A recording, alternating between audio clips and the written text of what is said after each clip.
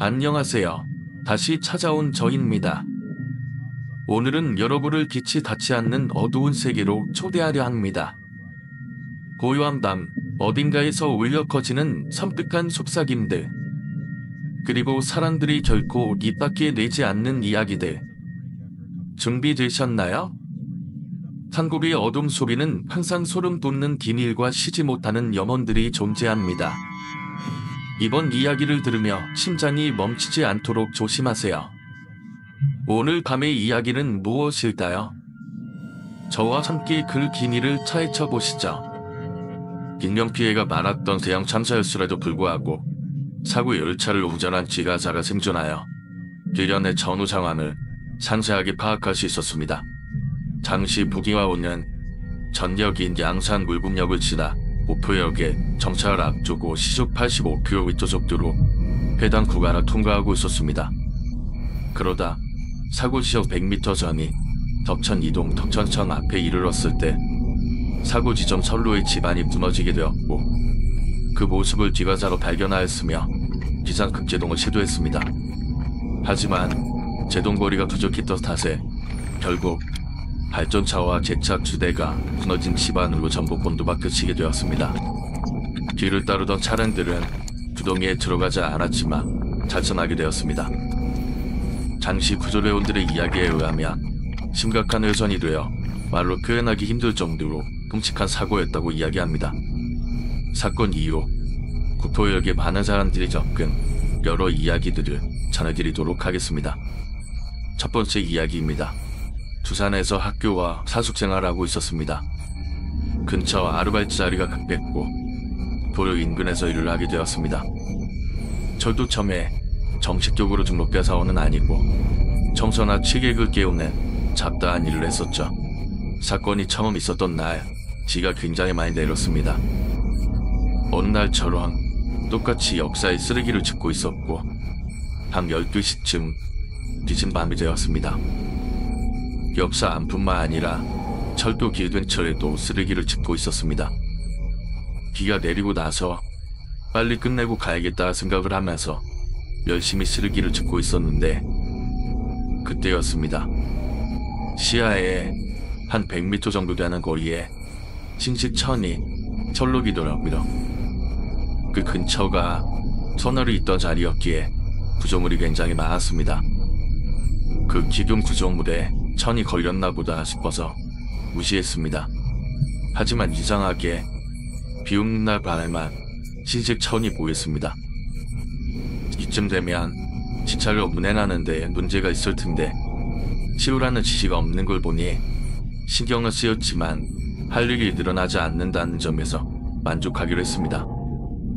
하지만 계속 신경이 쓰여서 자차 아르바이트한 동료를 설득해 치우고 오면 안 되냐고 부탁했더니 그 동료가 흥칠 영어라 깊고 잘못된 선택이었습니다. 동료에게 부탁한 다음 날 알바를 하기 위해 나갔지만 동료는 보이지 않았습니다. 처음엔 몸이 안 좋은가 싶었습니다. 하지만 계속 안 나오더라고요. 결국에 원래 일하시는 직원분께 여쭤봤더니 그만뒀다 하더라고요. 힘들어서 그만뒀나 싶었습니다. 또 비 오는 날 출혈되며 철도길 근처 쓰레기를 줍고 있었습니다.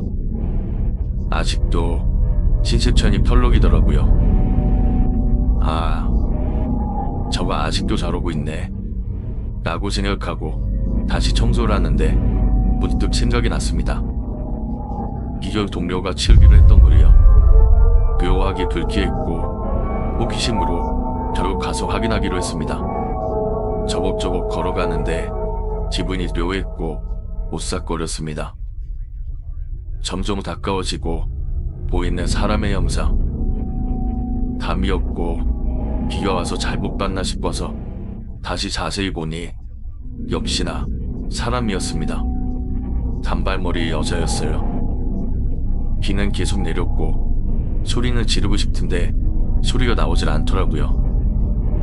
그 하얀 옷을 입은 여성의 시물거리며 뭔가를 말하더라고요. 아파, 아파, 아파. 조용하게 확실히 들렸습니다. 뒤로 돌아 얼른 끼었습니다. 아프단 소리는 점점 작아지는 걸 느꼈고 이제 됐다 싶어 잠시 섰습니다. 그때 다시 들렸습니다. 제 바로 옆에서. 아파. 그때 뭔가 발에 걸려 넘어졌고 이제 죽겠구나 라는 생각을 하고 저는 기절해버렸습니다. 정신이 몽롱한 가운데 계속 주위를 둘러보니 직원 휴게실에 누워있더라고요. 머리엔 어설프게 감긴 둔데 일어나려는데 몸이 안 움직이더라고요. 그래서 무의식중에 휴게실 문 쪽을 쳐다보니 흰색 원피스, 왼쪽 팔과 얼굴이 심하게 뭉개진 여성 한 명이 서 있었습니다. 분명 이세상 사람이 아니었습니다. 그 여잔 점점 다가와 제 목을 조르기 시작했습니다. 죽는구나 싶은 찰나 지원분과 119 대원이 들어왔습니다. 자초지종을 들어보니 저는 쓰러져 피가 나고 있었다고 합니다. 일단 치료를 대충 하고 잠시 나갔다 온단 말을 남기고 뛰어나가 아까 그 옷을 봤을 땐 하얀 천 따위 없었습니다. 두 번째 이야기입니다. 직접 경험한 일이 아닌 저희 담임선생님과 선생님 친구가 접근 일입니다. 당시 고시 준비를 위해서 1년간 선생님이 어머니가 운영하시면 북도력 주변 모텔에서 선생님과 친구분은 자취를 하셨다고 합니다. 두 분은 대학 동기에 고등학교 동창이라 친구는 각별했지만 다른 점도 많았다고 합니다. 그 중에 주량은 선생님 친구분이 압도적으로 많았고 또 술을 좋아하셔서 술을 마시고 늦게 오는 경우가 잦았다고 합니다. 그런데 1995년 5월경 포근한 날씨에 선생님 친구분이 시간이 늦어도 돌아오지 않자 또 술 마시고 있을 거라 생각을 한 선생님은 먼저 잔을 들었다고 합니다. 물론 친구가 열쇠가 있어서 걱정도 안 하셨답니다. 근데 새벽 진행료 올 줄 알았던 친구분이 다음날 6시가 되어 들어오셨다고 합니다. 그런데 친구분이 오자마자 야, 어제 길바닥에서 술 먹고 잤는데 누가 안아줬는가? 직접 통근하더라. 너는 그 기분 모를 거야 라고 하셨답니다. 선생님은 네가 밖에서 터자더만 정신이 나갔구만. 시끄럽고 씻고 나갈 준비다 하자 라고 대꾸하셨고 대수롭지 않게 여기셨다고 합니다. 근데 한 달이 지나지 않은 어느 날 또 친구분은 술을 먹고 돌아오지 않으셨고 선생님은 역시나 먼저 주무셨습니다. 근데 새벽 5시쯤 되었을 때 친구분은 문을 거칠게 두드리며 문 좀 열어달라고 소리치는 친구의 소리에 선생님은 자네께 문을 열어주셨고 친구분은 숨을 헐떡거리며 자초지종을 설명했습니다. 야, 그때 날 안아준 게 사람이 아니라 귀신이었는가 보다. 그때는 포근하더니 오늘은 미치는 줄 알았다. 뭐가 미치는 줄 아는데? 그날처럼 술 먹고 길 가고 있는데 너무 피곤한 거야. 그래서 그날 길바닥에 죽었는데 귀에서 계속 이상한 소리가 들리는 거야. 근데 그게 자세히 들어보니까 사람 소리더라고. 처음에 지나가는 사람 소린가 했는데 그게 아니더라. 계속 내 귀에 대고 넌 내 아들이 아니야. 아들이 아니야. 하다가 갑자기 비명을 끝 지르는 거야. 그래서 놀래서 냅다 뛰어왔어. 그날 아마도 귀신이 내가 자기 아들인 줄 알고 안아줬던 것 같다. 그렇게 친구분은 자신의 경험을 말씀하셨고 그 사건 잊고 얼음하고 친구분은 3회 내 고시원으로 옮기셨다고 합니다. 별로 무섭지 않은 이야기일 수도 있지만 돋보일 것 관련돼 제가 아냐 싫어라 이렇게 올려봅니다. 세 번째, 한 남자가 도역 부근 지척길을 걸어가고 있었습니다. 양옆으로 민가가 쭉 들어서 있었는데 묘진 건물의 느낌은 아니고 오래된 빈가 같은 느낌인데 그쪽을 지나쳐 가고 있는데 그 앞에 어떤 여자가 귀를 맞으려 걸어가더랍니다. 부신고 앞서 지나치면서 옆을 봤더니 아기가 얼굴은 없고 아기를 받치는 손도 오른팔은 없더랍니다. 네 번째 이야기. 역시 지찻길 양옆 민가 사이에서 일어난 이야기입니다. 비가 치적치적 오는데 신호대기가 없는 지찻길을 건너려는 진이었답니다. 맞은편에서 치마를 입은 여자가 우산을 쓰고 있었는데 그냥 가만히 서 있었답니다. 별 생각 없이 지찻길을 걸어가는데 가까이서 보니 얼굴이 완전히 뭉개진 여자였다는 이야기. 그 신호대기가 없는 지찻길에 많은 사람들이 형태가 이상하거나 발목이 없는 사람들도 종종 보인다고 합니다. 다섯 번째, 구포역 인근 미가에서 일어난 일입니다.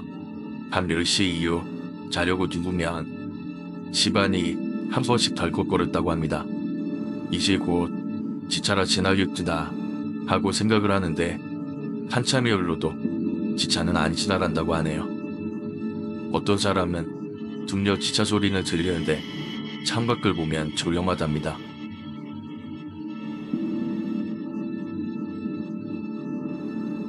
비 오는 날이면 자꾸만 생각나는 소름 끼치는 자원. 제 아들이 10살 되었을 때 겪은 일입니다. 벌써 5년도 더 지난 일이네요. 저는 군 전역 후 친구들 몇 명과 모여 사업을 했습니다. 물론 어린 나이였고 제의 없이 시작한 사업이라 초반에는 잘 되는 듯 보였지만 2년도 되지 않아 나가게 되었죠. 그리고는 아이가 돌이 되기 전이었는데 저는 와이프와 이혼까지 하게 되었습니다. 아이는 제가 키우게 되었고 어린 나이에 제 인생이 끝인 줄만 알았습니다. 한 2년 정도 아무것도 못하고 부모님의 짐이 되어 아이도 신경 쓰지 못하고 그렇게 살았습니다. 그러다 아이가 커가는 걸 보면서 부모님의 모습과 망가질 대로 망가진 제 모습을 보며 정신 차려야지 생각을 했습니다. 그리곤 친구가 일하던 광고 관련 회사에 출근하기 시작했고 그 회사에 적응할 때쯤 내가 내 일을 시작하게 됐죠. 아이가 커가면서 제 월급으로 어머니와 아이까지 함께 살기 너무 힘든 상황이었기에 출퇴근용으로 스쿠터를 타고 다녔던 저는 준비할 것도 없이 퇴근으로 서너 시간 정도 아르바이트점 일을 했습니다.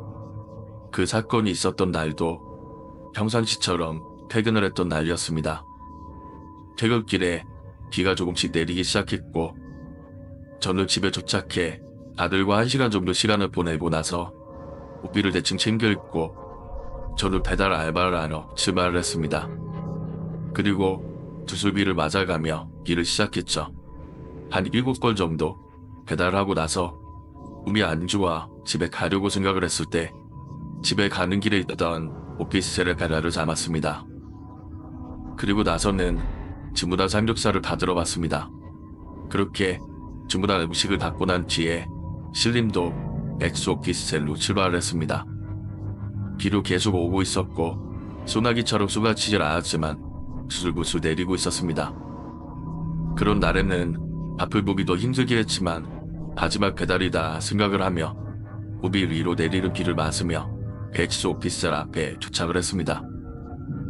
8층에서 주문한 것을 보았고 입고 비밀번호까지 확인한 뒤에 번호를 누르고 들어갔습니다. 아무도 없었고 조금은 오래된 오피스텔이라 현관에 불도 들어오지 않았던 것으로 기억을 합니다. 그리고는 엘리베이터를 잡고 8층을 눌렀죠. 8층에 도착해서는 엘리베이터를 발로 잡은 상태로 음식을 눈앞에 두고 사진을 찍어 문자를 보내고 난 뒤에 다시 엘리베이터를 탔습니다. 타자마자 엘리베이터의 문이 닫히기 시작했죠. 근데 2층에서 엄청 큰 후르티를 쓴 사람이 내려오더라고요. 얼굴은 보이지도 않았고 남자인지 여자인지도 잘 모르겠더라고요. 그리고는 엘리베이터로 뛰어 들어오더니 제 뒤로 섰습니다. 저는 1층을 눌렀지만 문이 닫히면서 올라갑니다 소리 이후 다시 문이 닫히며 침실을 누른 버튼의 불이 꺼져버렸습니다. 저는 다시 1층을 눌렀습니다. 근데 가만히 뒤에 있던 그 사람은 뒤에서 저를 탁 치며 3층을 눌렀습니다. 그때 이 사람 뭐지? 라고 생각을 했습니다. 그렇지만 그냥 뭐라고 이야기하기도 애매한 상황이었기에 그냥 넘어가려고 했습니다. 계단으로 3층의 친구를 만나러 내려가다 엘리베이터를 탔구나 정도 생각했습니다. 그리고는 엘리베이터가 내려가기 시작했습니다. 그때 그 사람이 제 뒤에서 뭔가로 제 등을 찌르더랍니다. 저는 저를 두르는 건가 하고 순간 뒤를 돌아봤습니다. 그리고 그 사람은 머리를 푹 숨기고 있었고 시선이 아래로 향하니 칼인지 무슨 쇠낭만이인지 그러고 손을 치고 제 등을 콕콕 찌르고 있더랍니다. 정말 깜짝 놀랐습니다. 근데 무슨 말도 움직이지도 못했습니다. 너무 당황해서 그냥 떨고 있었죠. 아무 말도 못했습니다. 근데 뒤에서 그 사람은 아무 행동도 하지 않더라고요. 머릿속에 수백 가지 생각이 지나갔고 저는 그냥 3층의 엘리베이터가 멈추는 순간 뛰어내려야겠다 라고만 생각을 했습니다. 그리고 엘리베이터가 3층에 도착을 했고 그 뒤 문이 열리기 시작했습니다. 그때 그 사람이 미친 사람처럼 소리를 내어 웃으면서 혼자서 엘리베이터에서 뛰어나간 뒤 1층 쪽으로 뛰어가더라고요. 그리고 저도 1층에 도착을 했고 혹시나 그 사람이 어디 숨어 있을까 선뜻 내리지도 못했습니다. 그리고는 정말 죽자자자 뛰어 오피스텔 현관으로 벗어나 제 배달 스쿠터를 타고 집까지 왔습니다. 집에 도착하고 나서도 저는 신고를 해야 하는지 말아야 하는지 정말 많은 고민을 했습니다. 너무나도 무서웠고 혹여나 또 마주칠까 내 스쿠터를 탔을까 생각이 들었습니다. 고민도 잠시 저는 결국 신고를 했습니다. 그리고 나서는 며칠간 배달 일도 못했고 어머니와 저 아들 셋은 간 건너편으로 이사를 가자는 이야기까지 하게 되었습니다. 제 아이가 학교를 왔다 갔다 하면서 혹여나 마주칠까 정말 거기서는 못 살 것 같다 생각이 들었습니다. 저는 다니던 직장도 그대로 다녔고 일주일 정도 쉬고 난 뒤부터 배달 일도 계속했습니다. 물론 그쪽 오피스텔뿐만 아니라 주택도 배달을 잡지 않았고 트라우마처럼 엘리베이터를 타면 가전 기캅에 가서 서 있었습니다. 그리고는 2주 정도 지났을 때입니다. 그 오피스텔 계단 난간에 목을 메고 극단적 선택을 한 여자가 있다는 소문을 들었습니다. 경찰에서는 따로 연락이 없었지만 저는 그때 그 사람입니다 라고 생각을 하고 있습니다. 살면서 다시는 경험하고 싶지 않은 정말 최악의 경험이었습니다.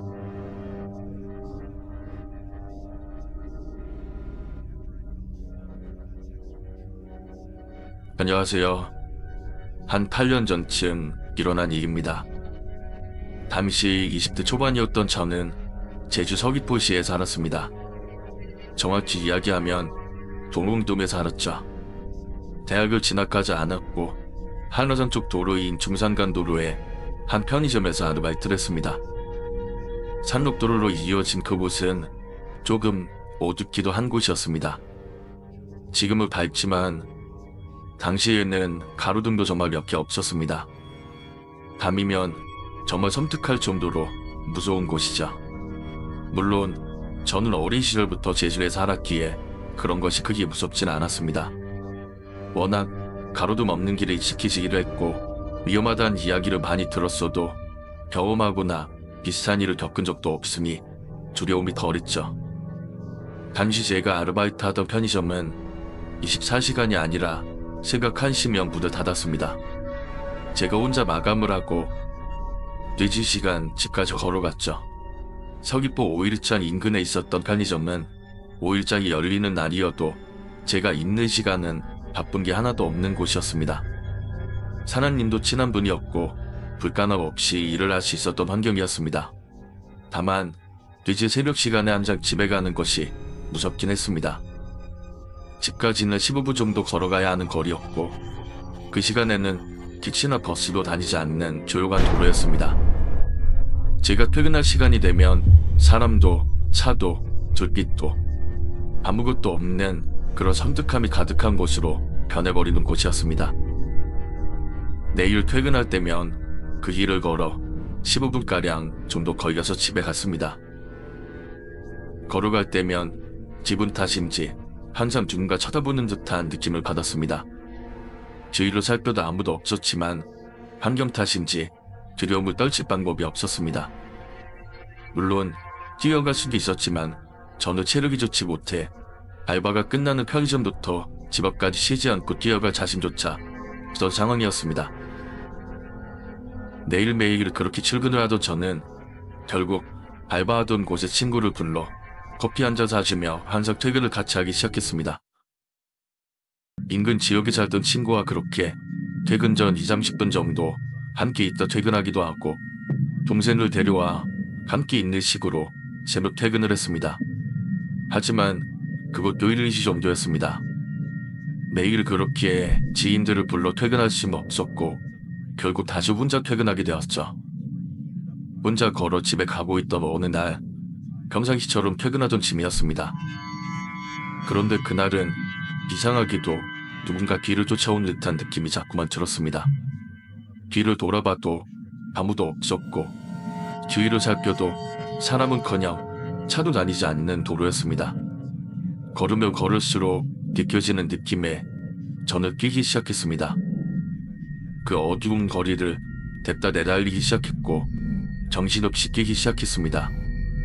그렇게 한참 뛴 듯했고 지친 저는 집에 도착하기 전 다시 걷기 시작했습니다. 근데 그때도 똑같이 누군가 쫓아오는 느낌이 들었습니다. 그 인기척 같은 느낌은 계속되었지만 지친 저는 털떡거리며 집으로 걸어갔습니다. 분명 누군가 느껴졌지만 지친 저는 그대로 집으로 향했고 집 안에 들어갈 때까지 뭔가의 느낌이 계속 느껴졌습니다.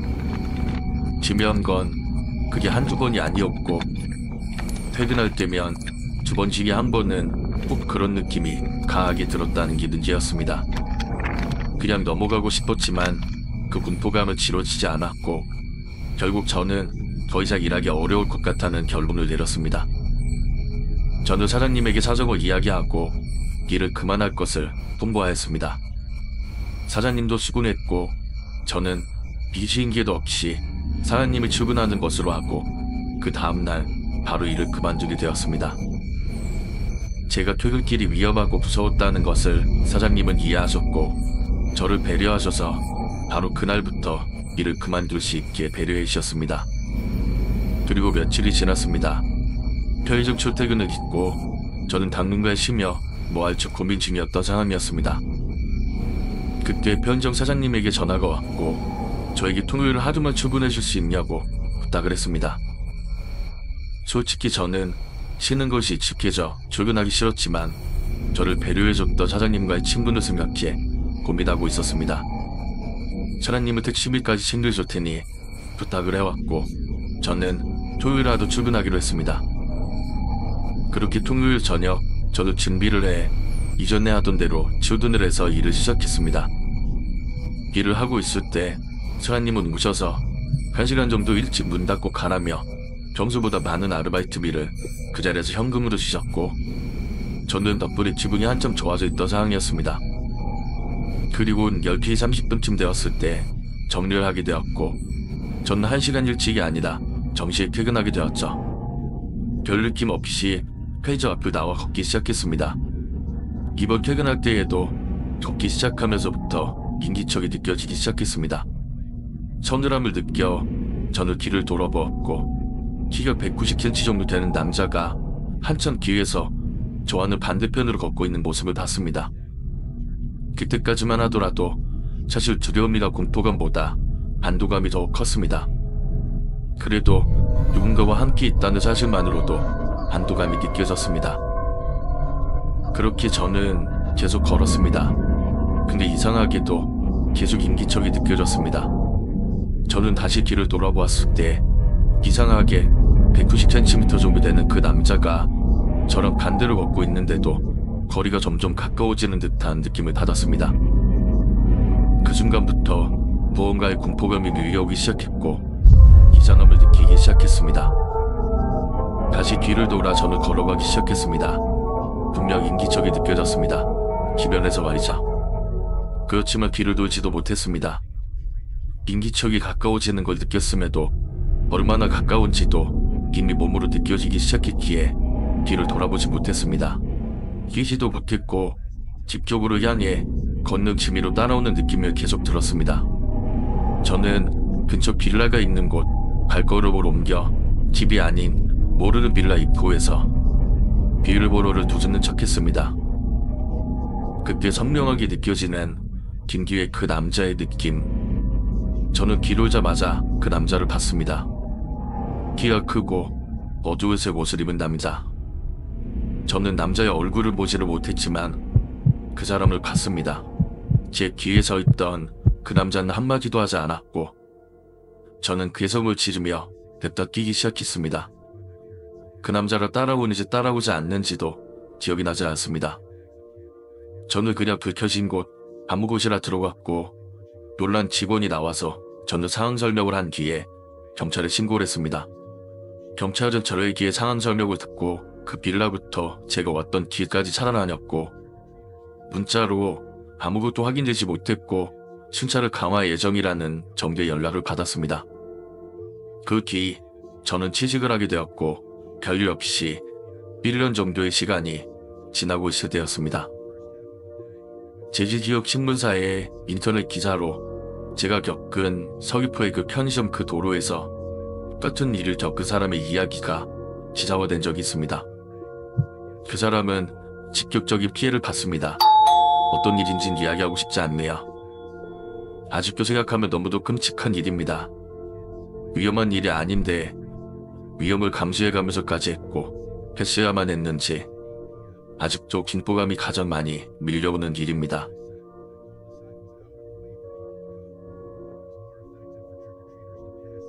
현실인지 가물가물한 일을 겪은 적이 있습니다. 덕분에 정식과 치료까지 받아가며 한동안 고생했던 적이 있습니다. 제가 군대 전역 후 취직을 준비할 때였으니 10년 정도 된 일입니다. 아직도 현실인지 아닌지 정확하게 기억나지 않습니다. 제가 전역 후 가장 힘든 시기에 겪은 일입니다. 저는 군전역 이후에 바로 취직을 하기 위해서 이런저런 준비를 했습니다. 군생활 당시에 제 후임과 함께 이런저런 자격증도 준비했고 나름 공부도 했던 상황이라 자신감이 넘쳐 있었습니다. 저는 취직을 위해 준비를 했지만 한 1년 가까이 대치로 혼자 자취를 하며 부모님 돈을 축내고 있었습니다. 그 사이 그 후임놈은 취직을 하고 연애까지 한다는 이야기를 듣고 나니 멘탈은 나갈 만큼 나갈 사안이었죠. 그 외에도 이런저런 일들로 몸과 마음이 많이 지쳐 있었고 지금 생각하면 별거 아니었지만 당시에는 제 인생이 그렇게도 한심할 수가 없었던 것 같습니다. 그렇게 몇 개월을 정말 아무것도 못하고 보내다 도님 덕에 간신히 부여잡은 멘탈로 동네를 뛰어다니기 시작했습니다. 그때 우연하게 본 집 앞 즉석 떡볶이집에 아르바이트생을 구한다는 벽에 붙은 글을 보게 되었습니다. 그렇게 아르바이트까지 시작하게 되었죠. 저는 빙겨스러운 시간으로 돌아가는 게 가장 싫었던 게 컸었기에 뭐라도 하자는 심정이 정말 컸었던 것 같습니다. 그렇게 저는 즉석 떡볶이집으로 출근하기 시작했습니다. 집에서 5분에서 10분 정도 떨어진 그곳은 당시 막 시작하던 프랜차이즈 정도였던 것 같습니다. 가게에 사람들이 참 많았습니다. 배달이 없었던 그곳은 포장과 매장 손님들로 점심시간에도 사람이 꽉 찰 정도로 바쁜 곳이었습니다. 저는 그렇게 바쁘게 살았습니다. 토시간에 출근해 저녁 8시에 퇴근했었습니다. 출근 전 운동을 하고 퇴근하고 공부하고 제가 일하고 싶은 곳의 입사 조건을 마치기 위해 노력하며 살았습니다. 그때 저는 멘탈이 돌아와 정시에 들기 시작했었던 것 같습니다. 한 달쯤 그런 생각을 하고 있을 때쯤이었습니다. 일을 마치고 퇴근 시간 혼자 짐기고 퇴근을 했습니다. 집을 향해 걷기 시작했는데 집으로 향하는 골목, 인적이 드문 신호등이 없던 횡단보도에서 충격적인 장면을 보게 되었습니다. 초등학교 저학년쯤 돼 보이는 어린아이와 오토바이의 교통사고를 이어 어린아이는 손까지 들며 횡단보도를 건넜고 오토바이는 피하려다 넘어지며 바위를 덮쳤습니다. 저는 당황해 그 자리에서 굳었습니다. 다하가 뭔가라도 했어야 했지만 오토바이 운전자는 오토바이를 걷어내고 구급차를 불렀습니다. 그때 달려가 도로에 있던 아이를 인도로 같이 옮기고 구급차가 도착하길 기다렸습니다.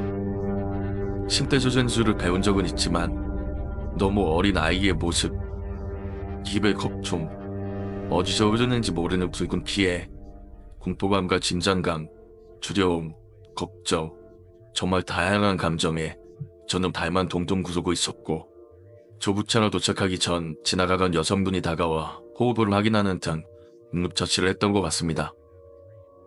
사실 너무 충격이 더 컸었기에 정확한 기억이 나진 않습니다. 구급차가 왔고 오토바이 운전자와 어린아이는 함께 병원으로 옮겨졌습니다. 사고 장면 자체가 너무나도 끔찍했습니다. 이후 상황은 알지 못합니다.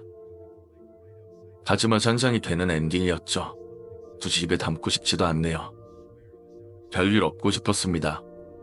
그렇지만 일하고 뭐 할 때, 그 길을 건널 때 항상 그 생각이 났습니다. 미치지 않았고 아무것도 못한 제 모습이 너무 비참하게도 느껴졌습니다. 뭔지 모를 공포감도 함께 있었고요. 하지만 정신적인 것들 외에는 특별한 일은 없었습니다. 저의 일상에 변화는 없었고 저는 하던 일과 운동, 준비하며 공부하던 것들도 변화 없이 하고 있었습니다. 저는 그날도 정자씨처럼 출근한 뒤 정신없이 일을 하고 나서 퇴근하려는데 어떤 어린아이가 자기 앞에 서성이고 있더라고요. 저는 신경 쓰지 않고 퇴근을 했습니다. 사고가 있던 길을 피해서 집으로 향했죠. 제가 퇴근 시간이 8시 접을 시간이라 사고가 있던 그 길이 아니면 사람이 조금 있는 길이었습니다. 근데 자기 앞에 있던 그 어린아이가 저를 따라 저희 집 근처로 왔습니다. 저는 이상함을 느꼈지만 제가 자취하던 곳은 원룸촌이나 오피스텔이 아니라 자수대 집적이 모여있던 곳이라 어린아이들이 거리에서 자주 보였던 곳으로 신경을 쓰였지만 집으로 그냥 향했습니다. 그리고 집에 들어왔습니다.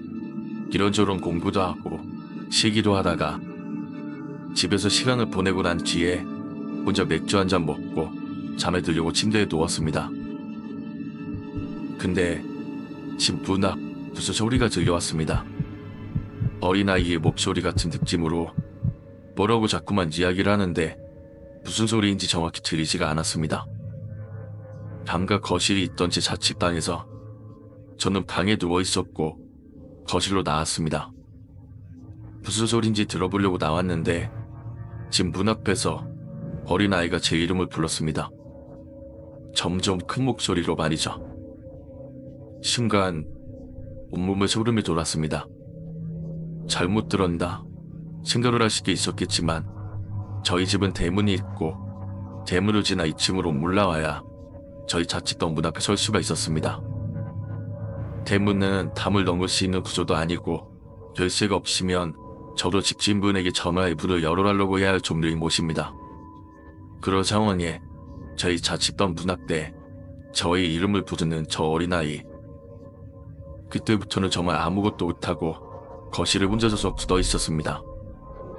시간이 멈춘 듯 좁혀진 거실에 홀로 서서 어린아이가 제 이름을 부르는 소리만 들었습니다. 시간은 11시가 넘을 시간이었고 일반 아이가 들어올 수 없는 구조. 그 늦은 시간에 누구나 그게 정상적인 아이라고 생각하지 않았을 겁니다. 그 순간부터 정말 많은 생각을 했습니다. 물론 그 생각하는 동안에도 제 이름을 불렀습니다. 철수야, 철수야, 철수야. 이런 식으로 말이죠. 자기 친구 이름 부르듯 저는 문 앞으로 다가갔습니다.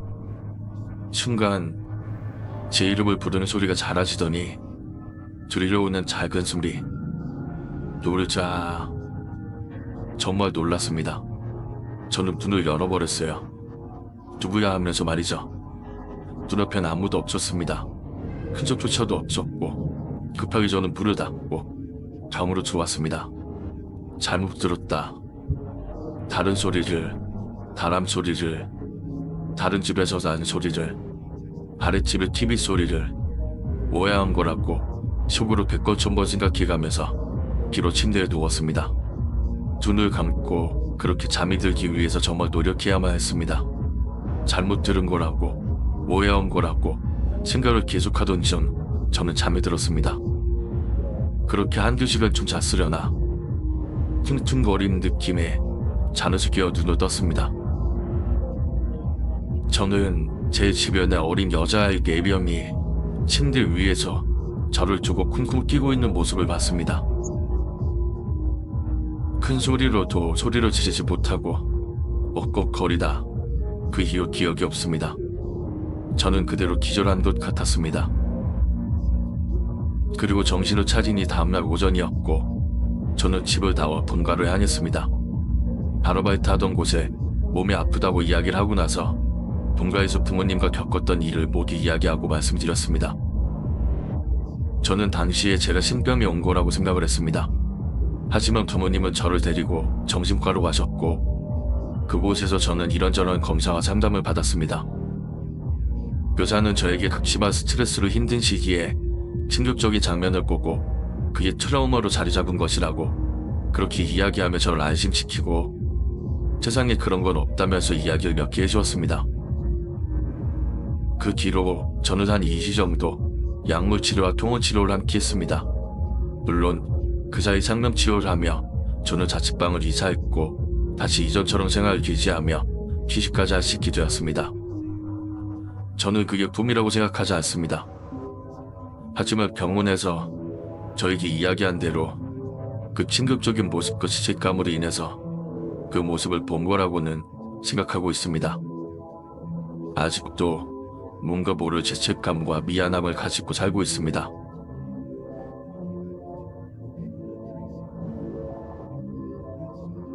이 이야기는 실화를 바탕으로 가집된 이야기입니다. 제가 24살 때 이야기입니다.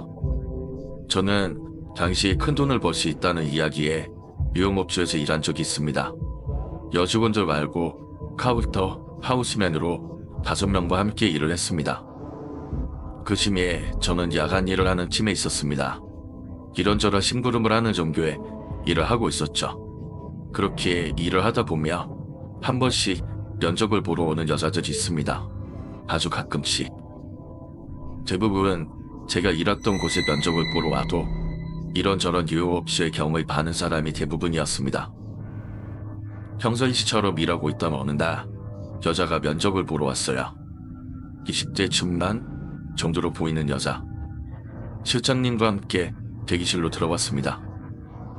저는 커피를 따라주고 나서 강 벽 혼자 앉아 있었습니다. 그때 그 여자가 인사를 하면서 나갔어요. 실장님은 저희에 같이 일하기로 했다고 하며 이런 일은 처음 해본데 라고 했습니다. 동시에 굉장히 기분 나쁜 느낌이 있다고 뭔가 사연이 있는 것 같다. 근데 그건 저도 좀 느꼈습니다. 이쁘장한 얼굴에 좋은 스타일, 긴 생머리를 가진 여자. 지금부터 A라고 하겠습니다. 연예인과도 같은 그런 느낌의 A는 뭔가 웃어도 기분 나쁜 느낌이 있었습니다. 생각해보면 이쪽 일을 하는데 누가 기분 좋은 느낌을 품들까 라는 생각을 하면서 그냥 넘어갔죠. 근데 그 A에게 이상한 일은 좀 더 있었습니다. 제가 일하던 곳은 여러 반이 있고 손님이 오면 방으로 안내해주는 식의 구조를 가지고 있습니다. 또 저는 이리저리 반 주변으로 지나다니는 길이 많았기 때문에 자주 지나다녔는데 A의 반은 이상했습니다. A의 반에선 아무 소리도 나지 않았어요. 혼자 있었다면 모를까 손님이 반에 있으면 대화 소리나 다른 소리라도 나기 마련인데 아무 소리도 나지 않았습니다. 또 손님이 들어갔다 나올 때 느낌도 좀 이상했습니다. 다른 방에 들어간 손님들과는 표정이나 행동이 조금 이상했던 것 같아요. 또 한 번 방문을 한 뒤에 2번 이상 그 A를 찾는 손님도 없었습니다. 물론 이후 사건을 듣고 뒤끼는 걸지도 모르겠지만요. 하루는 하우스맨이 출근하지 않아 저와 같이 일하는 다른 형이 방청소를 한 적이 있습니다. 여직원들이 퇴근하고 교대하기 전에 간단하게 방청소를 해주는 거였는데 원래 대부분 여직원들이 그때그때 청소를 하기 때문에 크게 치우는 일이 없어요. 물론 A의 방도 마찬가지였습니다. 쓰레기통도 다 비워져 있었고 뭐 크게 쓰는 적도 없는데 이상하게 악취가 나고 머리카락이 많이 있었습니다. 그냥 흐른 정도가 아니라 누가 머리라도 자른 것처럼 수두룩하게 있었습니다. 그런 것부터 느낌이 좀 이상했죠. 그렇게 시간이 좀 흘렀습니다. 이상했지만 크게 신경 쓰지 않았거든요. 그러다 저는 정상적인 일을 하고 싶었습니다. 원래 처음 하면서 큰 돈을 벌 수 없다는 걸 알게 되었거든요. 그러면서 다른 직장 면접을 본다고 한 2일 정도 쉬는 날이 있었습니다. 그때 실장님에게 전화가 왔어요. 실장님은 저에게 베이가 뭔가 이상하다고 걔 진짜 이상해. 정상이 아니야 라고 이야기하며 놀랄만한 이야기를 해줬습니다. 제가 쉬는 날 퇴근하고 시간은 그 3, 4시쯤 뒤였을 겁니다. 실장님이 퇴근을 하려 하고 있는데 베이도 퇴근을 하려 하고 있길래 어디 사냐고 물어보고 비도 오는데 데려다주겠다고 차에 같이 탔다고 합니다. 그리고는 강남을 벗어나 강북 지역 쪽에 재개발 지역 골목으로 들어갔답니다. 집 앞에까지 데려다준다니까 차양을 하면서 괜찮다고 했답니다. 그렇게 좀 들어갔는데 정말 어두운 세 갈래 길에 오르막길 쪽으로 베이는 내렸고 조금 올라가며 시장님에게 인사를 했고 그렇게 지나쳤다고 합니다. 그 아이는 우산도 쓰지 않고 갔고 그 지역은 정말 어두운 길, 가로등도 듬성듬성. 지나치며 실장님은 섬뜩함을 가득 느꼈다고 했지만 이런 곳에 살고 있으니 그렇게 급하게 직장을 찾았구나, 차인이 있던 게 맞았구나 생각하고 집으로 향했다고 합니다. 그리고 다음날 9시 출근을 하는데 베이를 내려주었던 그쪽 길로 지나가게 되었다고 합니다. 그쪽 길로 지나가는데 정말 섬뜩할 정도로 건물이나 지대, 창문이나 문이 없는 곳이 정말 많았고 저녁 9시면 불 켜진 곳이 있을 법도 한데 새벽과 똑같을 정도로 모두 컴컴하고 불 켜진 집이 한 곳도 없다고. 불과 100m 정도 들어갔는데 엄청난 컴컴함이 몸을 뒤덮는 느낌을 받았다고 했습니다. 그렇게 쭉 들어가며 그 아이를 내려준 세 갈래 길을 지나치는데 그 A가 내렸던 그 오르막길, 자기에게 잘 가라고 인사했던 그 밑에 그대로 A가 서 있었다고. 온몸이 젖은 상태로. 다음 날에는 비도 오지 않았는데 차를 보고 눈을 마주쳤는데 인사도 안 했다고. 실장님은 인사할 생각도 못하고 엑셀을 밟아 그곳을 빠져나왔다고 했습니다. 출근했을 땐 그 아이가 이미 출근해 있었다고. 저는 헛것을 본 거라 했지만 실장님은 아니라고, 베이를 마주쳐도 가까이 하지 말라고, 뭔가 이상하다고 이야기를 했습니다. 그렇게 저는 그 일을 그만두었고 3개월쯤 지났습니다. 저는 직장을 구했습니다. 일을 시작하면서 그렇게 하루하루 보내고 있는데 전화가 왔어요. 같이 일했던 형. 그 형이 실장님이 스스로 목숨을 끊었다고 했습니다. 정말 소름끼치고 놀랐습니다. 이유를 묻자 빛이 있었다고, 마약을 했던 것 같다는 등 정확하지 않은 이야기만 했습니다. 저는 그때 떠올랐습니다. 실장님의 이야기. 그리고는 저는 A의 임박을 물었습니다. 그러자 그 형은 그치, 실장님이랑 그 A랑 무슨 사이였지? 라고 하며 실장님이 연락 안 될 때 A도 같이 일을 그만뒀다고. 둘이 같이 나간 줄 알았는데 일주일 전쯤에 실장님이 그렇게 되셨다는 연락을 받았다고. 여기까지입니다. 제가 들은 이야기는 아직도 그 둘이 무슨 일이 있었는지, 돌아가신 실장님의 말이 진짜였는지 그런 거는 잘 모르고 더 이상 알 방법도 없지만 섬뜩한 경험이었습니다.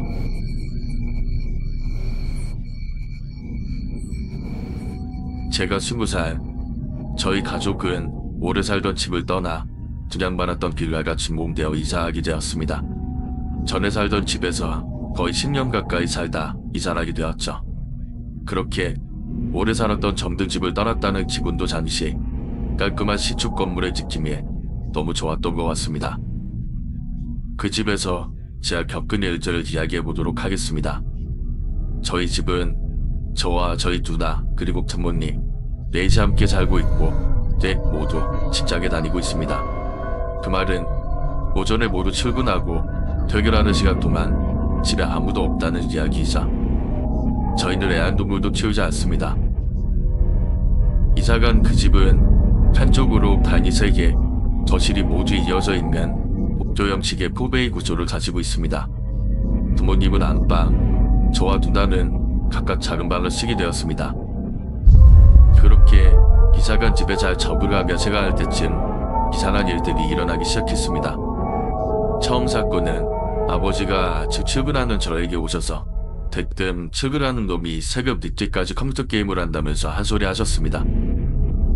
저는 그날 12시가 되기도 전에 잠에 들었는데 제 방에 들어온 적도 없는 아버지가 하신 말씀이 이해가 안 되었습니다. 그 일은 아버지가 새벽에 거실로 나오셨는데 거실에 있는 컴퓨터를 제가 하고 있는 모습을 보셨고 일찍 자라고 이야기를 한 뒤에 방에 들어가셨는데 새벽 3시쯤 거실 컴퓨터에 제가 그 자세 그대로 컴퓨터를 계속 하고 있었고 한마디 하시며 방에 들어가셨다고 합니다. 장난인가 싶을 수도 있지만 아버지가 그런 장난을 하실 분이 아니기에 다른 가족들은 정말 소름이 돋았죠. 그리고 두 번째 일은 사실 큰일이 아닐지도 모릅니다. 저희 집은 모두가 직장 생활을 해서 점심시간까지는 집에 아무도 없습니다. 저는 오후 5시쯤 퇴근해 집에 오면 5시 30분쯤으로 가장 일찍 퇴근을 합니다. 하루는 제가 퇴근하고 돌아왔는데 저희 집 앞에 중고글식 그릇이 놓여있던 적이 있습니다. 아무도 시켜먹은 적이 없었는데 말이죠. 물론 다른 집에서 먹고 저희 집 앞에 뒀을 수도 있지만 아버지 이야기 이후 그런 모습을 보고 난 뒤다 정말 소름 끼치는 순간이었습니다. 그렇게 한참 시간이 지났습니다. 다른 경험들도 없이 아버지의 이야기도 모른 듯 기억에서 잊혀질 때쯤이었습니다. 그 일을 전날로 기억합니다. 누나를 제외한 세 식구만 있던 사안이었고 늦게까지 거실에서 함께 시간을 보낸 뒤 잘 시간이 되어 부모님과 저는 방에 들어왔습니다. 저는 노트북을 켜고 그 일 전날인 만큼 게임을 실컷 하나 자려고 했습니다. 그렇게 1시간 2시간 컴퓨터 게임을 하고 있었습니다. 새벽 1시가 넘어가기 시작한 시간 노트북을 끄고 이제 그만 자야겠다 생각을 하며 잠들기 전 화장실을 갔다 왔습니다. 근데 거실 쪽에 검은 실루엣이 보였고 저는 아버지라고 생각하고 안 주무시냐고 말을 건넸지만 돌아오는 대답은 없었습니다. 저는 별 생각 없이 방에 들어와 침대에 누웠습니다. 근데 거실 쪽에서 부엌 쪽으로 향하는 발소리가 들렸습니다. 터벅터벅 소리가 아니라 땀에 젖은 발로 걷는 듯한 찌압찌압 소리가 들렸는데 아까 아버지가 나오셔서 아직 안 들어가셨나 생각을 했습니다. 부엌에서 거실 쪽으로 다시 거실에서 부엌 쪽으로 움직이는 듯한 소리가 계속 들려왔습니다. 뭐지라고 생각하고 저는 침대에서 일어나 나가려고 했는데 찌압찌압 발자국 소리가 제 방 쪽으로 소리가 가까워지기 시작했고 다시 현관 쪽 누나 방으로 소리가 이어졌고 다시 제 방 쪽으로 소리가 가까워질 때 저는 누나인가 싶어 문을 열었습니다. 근데 아무도 없었습니다.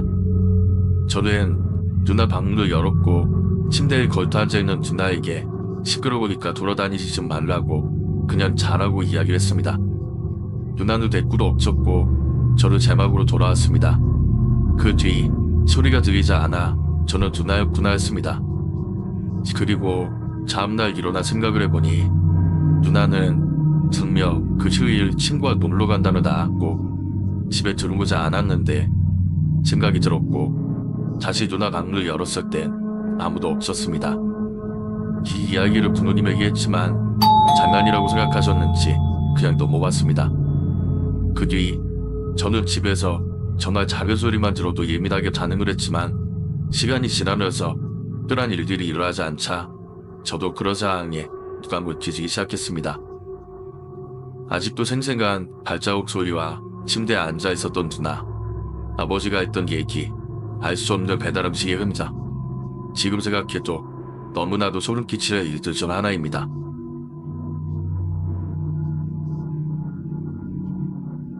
저는 정말 이 이야기를 해본 적이 없습니다.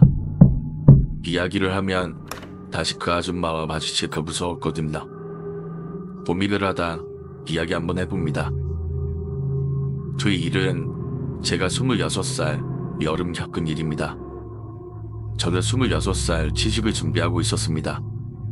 당시에 취직이 어렵던 상황이었고 저희 친형은 인터넷 온라인 게임 작업장을 운영하고 있었습니다. 형은 취직을 못하고 있던 저에게 그곳에 출근할 것을 이야기했습니다. 그렇게 본가가 있던 서울을 떠나 천안 지역으로 이사를 가게 되었습니다. 형은 저를 약속한 여자친구와 동거짐이었고 저는 작은 반지 앞당 원룸을 얻게 되었습니다. 계단을 몇 개 내려가 문을 열면 작은 주방과 화장실이 있고 정면에 유리로 된 미닫이 문을 열면 침대와 책상 정도 들어가는 작은 방이 있었습니다. 20대 중반이 되고서 처음 자취를 시작하게 되었고 혼자만의 공간과 형과 같이 일을 하게 된 것의 기분도 정말 좋았습니다. 그렇게 출근을 하게 되었습니다. 일을 하던 곳은 형과 저 외에도 지하로 4명이 더 있었습니다. 저와 형은 주간 야간으로 일을 했습니다. 저는 주간에 일을 했습니다. 평상시 형과 사이가 굉장히 좋은 편이라 편하게 일을 할 수 있었고 그곳에 일을 하는 여직원과 연애도 시작하게 되었습니다. 하지만 평화롭던 시간은 한 달도 되지 않은 듯합니다. 평상시처럼 퇴근 후에 여자친구와 맥주 한잔을 하고 집에 도착해 저는 씻지도 않은 상태로 잠에 들었습니다. 좁은 방, 침대에 누워 잠에 들었고 제가 살던 방은 미닫이 문 왼편에 침대, 오른편에 옷장과 책상이 있었습니다. 문 반대편에 머리 부분이 있어 머리만 들면 눈이 보이는 구조로 되어 있었고 저는 특별한 문제 없이 잠에 들었습니다. 그렇게 조어지가쯤 잠을 잤을까요? 고요한 제 원룸에 이상한 소리가 들렸습니다. 정막을 깨는 미닫이 문을 여는 소리. 하지만 들어오는 소리는 들리지 않았고 곧 미닫이 문이 닫히는 소리, 또 여는 소리. 이제 3번 정도 반복이 되었습니다. 저는 고개를 들어 문 쪽을 바라보려 했지만 잠에서 완전히 깬 상황이 아닌 건지 가위에 눌렸던 상황인지 몸이 제 마음처럼 움직여지지 않았고 눈을 뜨기 힘들다는 느낌이 들었습니다. 그런 느낌도 잠시 저는 눈을 떴고 고개를 들어 미닫이 문 쪽을 달아왔습니다. 하지만 소리는 없었고 눈의 움직임도 없었습니다. 저는 헛소리를 들은 거라고 생각했습니다. 슈티은이었는지 아니면 피곤했던 건지 바로 다시 잠을 청했고 다음날 아침이 되었습니다.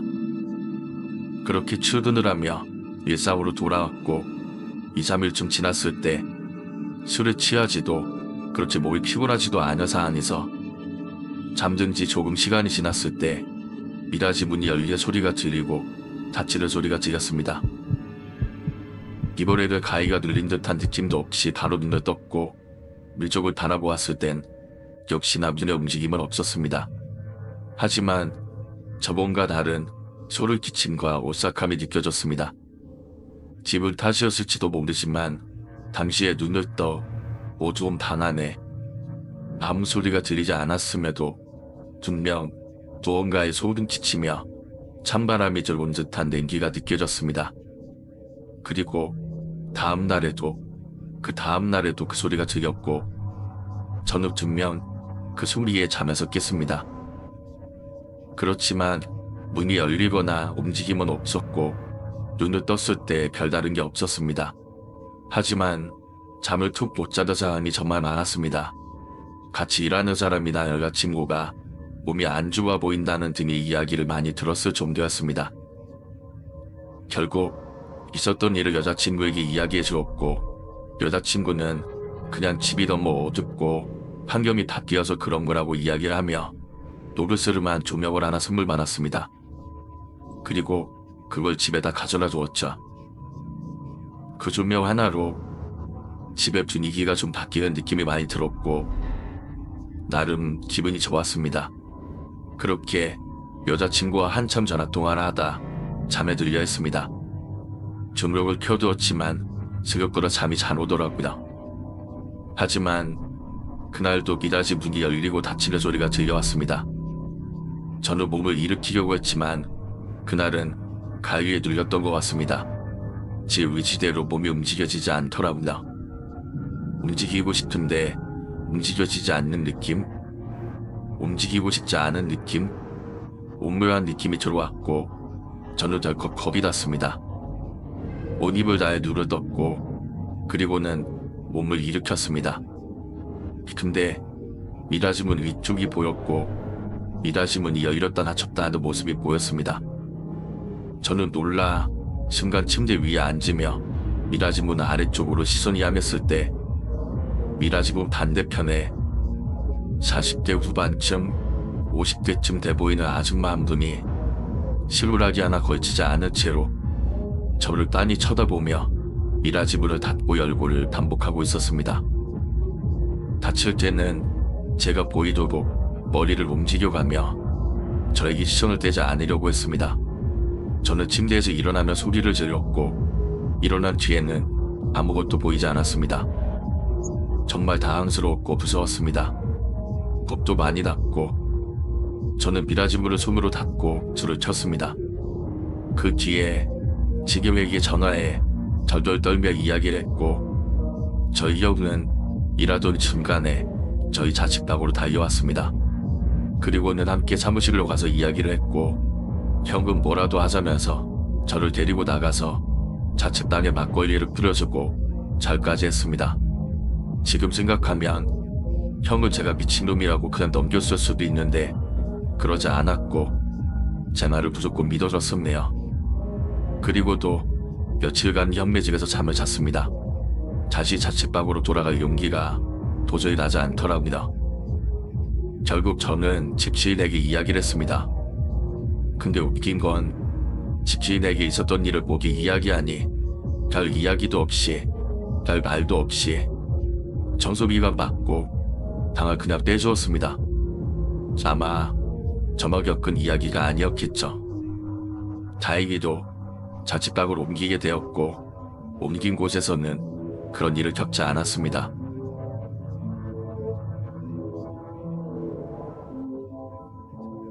(2013년) 초가을 겪은 일입니다. 당시 저는 남대문의 작은 악세사리 가게에서 일을 했습니다. 머리띠를 만드는 회사였고 공장까지 직접 운영할 정도로 규모가 있던 회사였습니다. 저는 둔 저녁 후 4년 가까이 그곳에서 일을 했습니다. 근데 그 회사의 사장님이 도박 중독이었는지 뭐였는지 회사가 망했습니다. 아무 대책 없던 저에게 청천벽력 같은 이야기였지만 당시 불선임이었던 한 형님이 제주에서 게스트하우스를 운영하면서 돈도 잘 벌고 자유롭게 산다는 것을 동경해왔기에 저는 그 형님에게 몇 가지만 간단히 물어본 뒤에 제주도를 향하게 되었습니다. 그렇게 작은 제주도 촌집을 하나 얻었고 혼자 인테리어도 하고 꾸미며 시작했습니다. 그 집은 주차가 있는 곳이었고 한 곳은 방 3개와 거실이 있는 큰 집과 원룸 형태의 건물 하나, 주차가 있는 작은 촌집이었습니다. 깔끔하게 인테리어를 한 뒤에 함께 일할 여직원과 그 직원의 남자친구까지 함께 일을 시작했습니다. 당시 저는 원룸 같은 단독 건물에서 혼자 자고 직원은 여행객으로 왔다 제주 생활을 시작한 친구였고 직원 2명은 손님이 쓰는 방을 함께 썼습니다. 급여가 높은 편도 아니었고 여행 겸 알바를 하는 정도 수준이었기에 부담 없이 2명의 직원을 쓸 수 있던 사안이었죠. 그렇게 게스트하우스를 오픈하고 나서도 나름 잘 되었습니다. 당시에는 경쟁업체가 그리 많지 않을 때라 주말이면 매일 만실이었고 작은 마당에서는 거의 매일 파티가 열릴 정도로 잘 되었던 곳이었습니다. 그렇게 주말이 되었고 손님들과 이야기하며 놀고 난 뒤에 직원들끼리 간단히 맥주 한잔 하는데 요즘 유행하는 여행 방식이라면서 여성분이 혼자 여행을 와서 술집 일을 하면서 용돈을 벌고 여행을 다닌다라는 소문이 있다고 이야기를 했습니다. 그러면서 여직원은 이런 이야기를 해줬습니다. 그런 술집의 실장이 게스트하우스 등에 와서 이할 사람을 스카우트한다는 이야기. 그러면서 데려가 일을 시키고 돈도 안 주고 괴롭힌다라는 이야기까지 듣게 되었습니다. 그리곤 2일 정도 투숙을 하고 우리와도 친해진 여자 둘이 온 손님들이 그쪽으로 내일부터 며칠간 출근한다는 이야기를 듣고 난 뒤에 자기가 들어 말렸다고 이야기를 해줬습니다. 그 사람들은 쉽게 돈을 번다라는 생각으로 출근을 한다더라 라는 이야기까지 해줬습니다. 그냥 그런가 보다 생각했습니다. 정말 별 생각 없었습니다. 관심도 특별하게 없었고요. 며칠 뒤 여직원은 그 두 여자가 걱정된다며 연락을 했지만 연락이 안 된다고 이야기를 했습니다. 혹시 진짜 자기가 이야기했던 그런 납치 같은 일이 있는 건 아닌지 의심을 했지만 연락처를 주고받은 것도 아니고 예약한 번호로 전화를 했기에 그냥 모르는 번호로 안 받을 수도 있다라고 생각을 했고 저희 직원에게 저는 요즘 그런 거 없다더라 너무 신경 쓰지 말아라고 이야기를 하며 넘어갔습니다. 그날 밤 저는 잠에 들었고 우연히 문 앞에서 여자 몇 명이 떠드는 소리에 잠에서 깨어났습니다. 문 쪽에서 나는 소리였고 워낙 그런 경우가 몇 번 있어 그냥 그러려니 했습니다. 그리고는 다음날 남직원도 그 소리를 들었다고 여자 손님들이 나간 적도 없는데 소름이 쫙 끼쳤다면서 이야기를 해줬습니다. 그리고 정신없는 하루가 지나갔습니다. 마지막 사건이 벌어진 날이었죠. 저는 평상시처럼 잠에 들었고 자정이 넘어갈 시간쯤 또 눈앞에 떠드는 소리가 들려왔고 저는 눈을 떠 문 쪽을 바라보 왔습니다. 제가 잠드는 곳은 손님은 물론 직원도 들어올 수 없는 도로까지 설치된 곳인데 두 명의 여자가 눈앞에 서 있었습니다. 그때 두 여자였습니다. 그때 봤던 옷차림 그대로였습니다. 정말 깜짝 놀랐고 무서웠습니다. 저는 반사적으로 문 쪽을 등지고 누워 눈을 감았습니다. 근데 문 쪽에 소리가 들렸습니다. 야, 쟤 우리 본 거 같은데? 그리고는 오늘의 이야기는 여기까지입니다. 여러분은 이 이야기를 어떻게 생각하시나요? 혹시 자신만의 해석이나 생각이 있다면 댓글로 나눠주세요. 이 영상이 마음에 드셨다면 좋아요와 구독을 눌러주시고 친구들과도 공유해 주시면 감사하겠습니다. 여러분의 관심과 응원이 저에게 큰 힘이 됩니다. 저는 한국의 어둠입니다. 다음 이야기에서 다시 만나 뵙기를 기대합니다. 지금까지 시청해 주셔서 감사합니다. 어둠 속에서 또 봐요.